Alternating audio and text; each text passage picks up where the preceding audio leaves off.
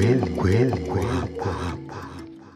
Na moja kwa moja mpenzi msikilizaji, endelea kufuata taarifa zetu, na tukielekea huko ambako ni nchi ya Madagascar, ambako rais wa Madagascar Andry Rajoelina ameifuta kazi serikali yake kufuatia maandamano makali dhidi ya kukatika kwa maji na umeme katika eneo la bahari ya Hindi. Nikinukuu kwa kile alichokisema: "Nimeamua kusitisha majukumu ya waziri mkuu wa serikali wakati tunasubiri kuundwa kwa serikali mpya. Wale walioko madarakani kwa sasa wataendelea kama waziri wa muda." Andry Rajoelina aliweza kuongea, ambaye ni rais wa Madagascar. Endelea kufuata taarifa zetu. Sisi ni MWK.